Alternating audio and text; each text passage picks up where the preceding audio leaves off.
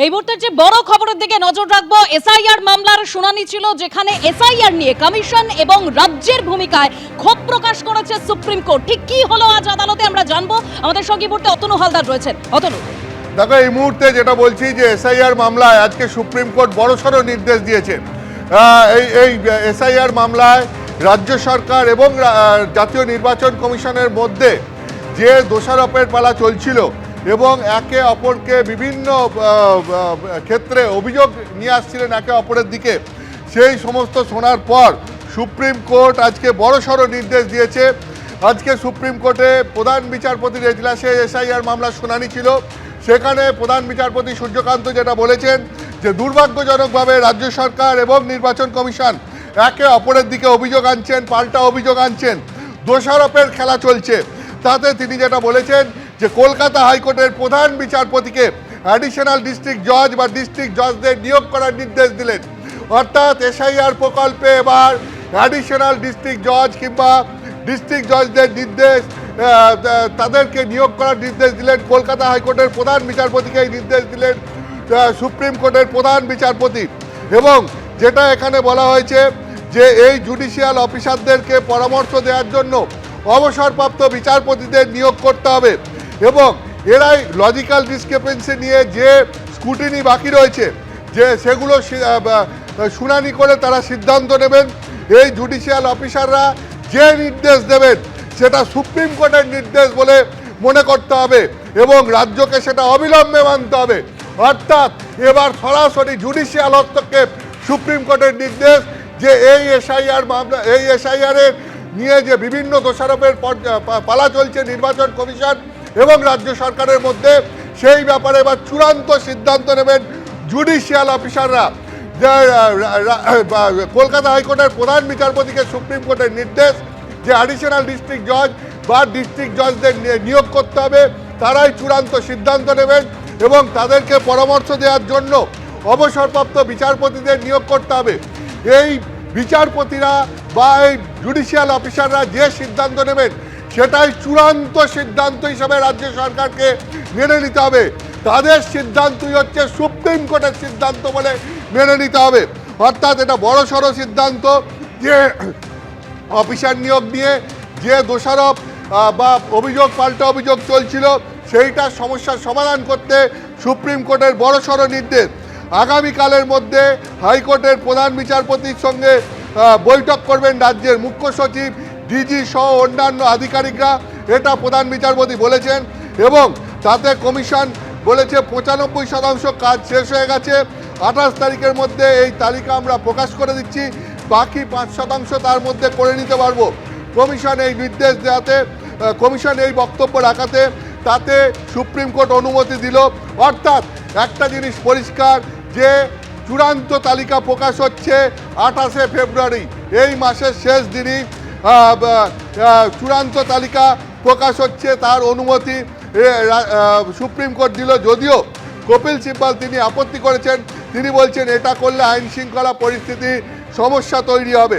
তো এখন অবধি আমি আবার তোমাকে বলছি যেটা হয়েছে আজকে সুপ্রিম কোর্টে এসআইআর মামলার শুনানি ছিল প্রধান বিচারপতির এজলাসে। প্রধান বিচারপতি এজলাসে সেই শুনানি চলাকালীন সেটা হচ্ছে মুখ্যমন্ত্রীর তরফ থেকে আইনজীবী কপিল সিব্বাল তিনি বলেন যে আদালত সময়সীমা 1 সপ্তাহ বাড়ানোর নির্দেশ দিয়েছিল, কিন্তু 15ই ফেব্রুয়ারি থেকে নথি আপলোড করা বন্ধ করে দিয়েছে কমিশন।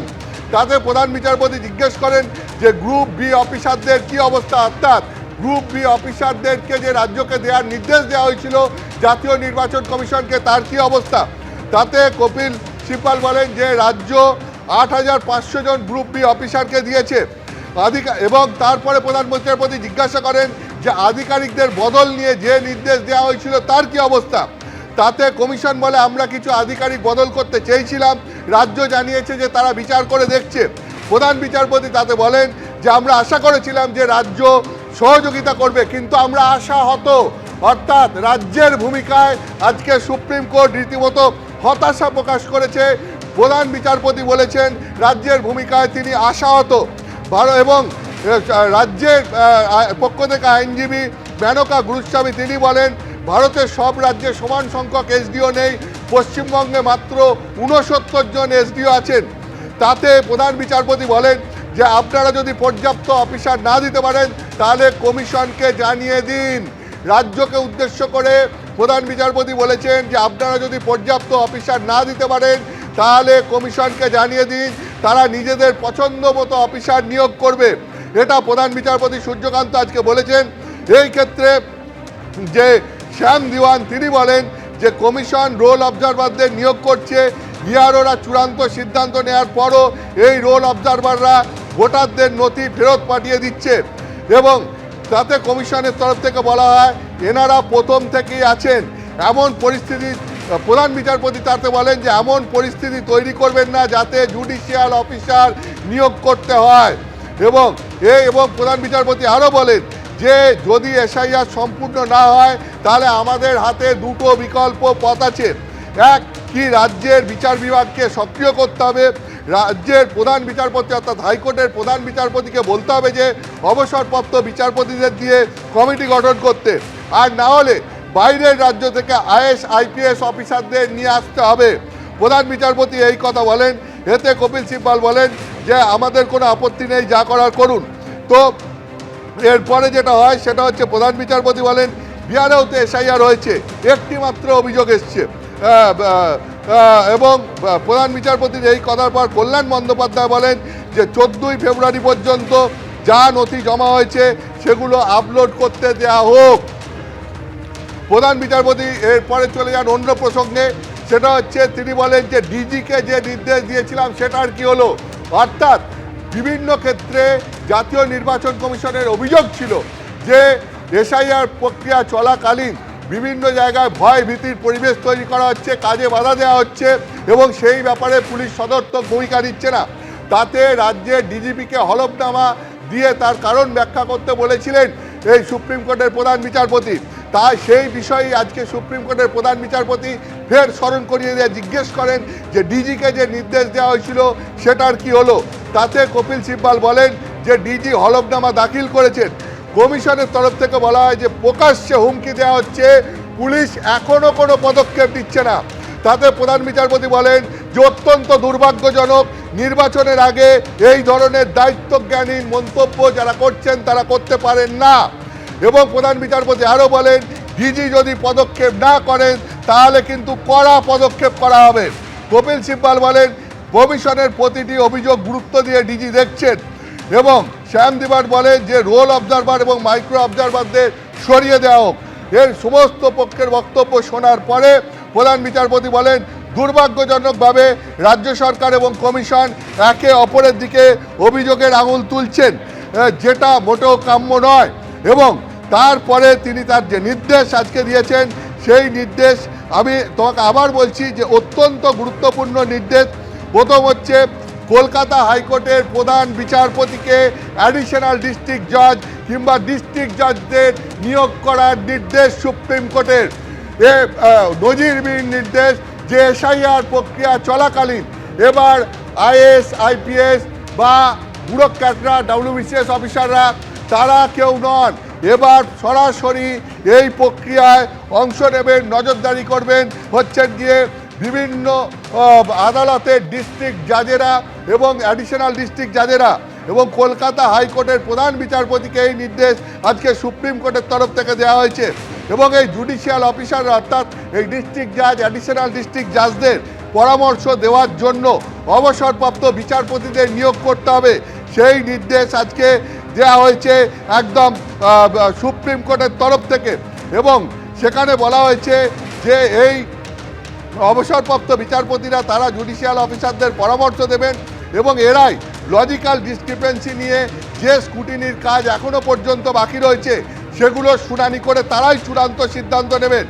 এই জুডিশিয়াল অফিসাররা যে নির্দেশ দেবেন সেটা সুপ্রিম কোর্টের নির্দেশ বলে মনে করতে হবে এবং রাজ্যকে সেটা অবিলম্বে মানতে হবে। অর্থাৎ সুপ্রিম কোর্ট এবার চূড়ান্ত সিদ্ধান্ত নিয়ে নিল, সেটা হচ্ছে রাজ্যের বিচার বিভাগকে সক্রিয় করলো। কলকাতা হাইকোর্টের প্রধান বিচারপতিকে সুপ্রিম কোর্টের তরফ থেকে নির্দেশ দেওয়া হলো, জেলা অর্থাৎ ডিস্ট্রিক্ট জাজ এবং অ্যাডিশনাল ডিস্ট্রিক্ট জাজ তাদেরকে এই প্রক্রিয়ায় মানে নিয়োগ করতে নির্দেশ দেওয়া হলো।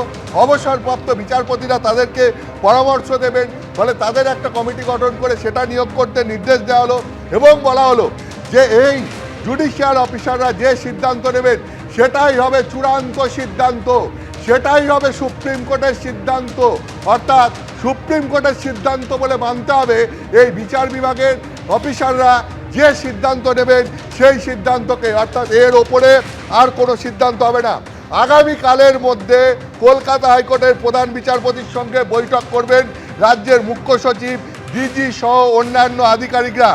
এটা আজকে সুপ্রিম কোর্টের প্রধান বিচারপতি তার নির্দেশে বলেছেন। কমিশনের তরফ থেকে বলা হয়েছে 95% কাজ হয়ে গেছে, 28 তারিখের মধ্যেই তালিকা প্রকাশ করা হবে, বাকি 5% কাজ আমরা পরে করব। ও আদালত এই ব্যাপারে অনুমতি দিয়েছে। কপিল সিব্বাল আপত্তি করেছেন, তিনি বলেছেন এটা করলে পরে আইন শৃঙ্খলা পরিস্থিতির সমস্যা তৈরি হবে। তাতে কমিশনের তরফ থেকে বলা হয়েছে মনোনয়ন দেওয়ার আগে পর্যন্ত ভোটার তালিকায় নাম ঢোকানো যায়, ফলে পরেও নাম ঢোকানোর সুযোগ রয়েছে। মার্চের এরপর সুপ্রিম কোর্ট জানিয়েছে মার্চের প্রথম সপ্তাহে পরবর্তী শুনানি হবে। আমি তোমাকে আবার বলছি, নজিরবিহীন নির্দেশ সুপ্রিম কোর্টের, নজিরবিহীন নির্দেশ। ইদানিংকালে কোনো রাজ্যে এসআইআর নিয়ে এই রকম নির্দেশ সুপ্রিম কোর্ট দেয়নি।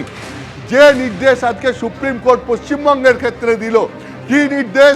যে এসআইআর প্রক্রিয়া নিয়ে রাজ্য এবং নির্বাচন কমিশনের মধ্যে অভিযোগ এবং পাল্টা অভিযোগের যে দোষারোপের পর্ব চলছে তা নিয়ে অত্যন্ত ক্ষুব্ধ হচ্ছে সুপ্রিম কোর্ট এবং তারা বলেছেন যে তারা সুপ্রিম কোর্ট আশাহত, এটা অত্যন্ত দুর্ভাগ্যজনকভাবে হচ্ছে এবং সেই কারণে সুপ্রিম কোর্ট এবার রাজ্যের বিচার বিভাগকে সক্রিয় করলো এই এসআইআর প্রক্রিয়া কন্ট্রোল করার জন্য। কি নির্দেশ দেওয়া হলো? যে এই এসআইআর প্রক্রিয়া চলাকালীন এবার সরাসরি কলকাতা হাইকোর্টের প্রধান বিচারপতি, তিনি মুখ্য সচিব এবং ডিজির সঙ্গে আগামীকাল বৈঠক করে বিভিন্ন জেলার ডিস্ট্রিক্ট জাজ এবং অ্যাডিশনাল ডিস্ট্রিক্ট জাজদের এই এসআইআর প্রক্রিয়া স্ক্রুটিনি পর্ব খতিয়ে দেখতে তাদেরকে নিয়োগ করবেন এবং তাদের পরামর্শ দেওয়ার জন্য অবসরপ্রাপ্ত বিচারপতিদের নিয়োগ করা হবে এবং এরা যে সিদ্ধান্ত নেবেন, অর্থাৎ বিচার বিভাগের নিয়োগ করা অফিসাররা যে সিদ্ধান্ত নেবেন সেটাই হবে সুপ্রিম কোর্টের সিদ্ধান্ত, অর্থাৎ সেটাই হবে চূড়ান্ত সিদ্ধান্ত। সেই সিদ্ধান্তই রাজ্যকে অবিলম্বে মেনে চলতে হবে। অর্থাৎ সুপ্রিম কোর্ট এবার আর ব্যুরোক্র্যাটদের ওপর শুধু ভরসা না রেখে একেবারে রাজ্যের বিচার বিভাগকে সক্রিয় করলো। কলকাতা হাইকোর্টের প্রধান বিচারপতিকে তার দায়িত্ব দিলেন যে সেখানে ডিস্ট্রিক্ট জাজ, অ্যাডিশনাল ডিস্ট্রিক্ট জাজদের নিয়োগ করে অবসরপ্রাপ্ত বিচারপতিদের দিয়ে পরামর্শদাতা কমিটি তৈরি করে চূড়ান্ত সিদ্ধান্ত নেওয়ার জন্য। আর অন্যদিকে নির্বাচন কমিশন জানিয়ে দিল যে 95% কাজ শেষ, 28শে ফেব্রুয়ারি চূড়ান্ত তালিকা প্রকাশ হচ্ছে, বাকি 5% যে কাজ বাকি থাকবে সেটা তারপরে হবে এবং নির্বাচন কমিশনের বক্তব্য ভোটার লিস্টে নাম ঢোকানো মনোনয়ন পর্বের আগে পর্যন্ত করা যাবে। আমি আবার বলছি, যেভাবে রাজ্যের বিচার বিভাগকে সক্রিয় করার নির্দেশ দিল সুপ্রিম কোর্ট এই এসআইআর প্রক্রিয়ার স্ক্রুটিনি পর্ব খতিয়ে দেখার জন্য, এটা নজিরবিহীন নির্দেশ। এই রকম নির্দেশ ভারতবর্ষের অন্য কোনো রাজ্যে এসআইআর পর্ব চলাকালীন সুপ্রিম কোর্টের তরফ থেকে আসেনি। একদম অতনু, তুমি আমাদের সঙ্গে থাকো। ঠিক যে কথা আমাদের প্রতিনিধি অতনু হালদার জানাচ্ছিলেন যে রাজ্যের বিচার বিভাগকে সক্রিয় করার ঠিক যে নির্দেশ দিল সুপ্রিম কোর্ট, এটা নজিরবিহীন নির্দেশ। এবিপি আনন্দ, এগিয়ে থাকে, এগিয়ে রাখে।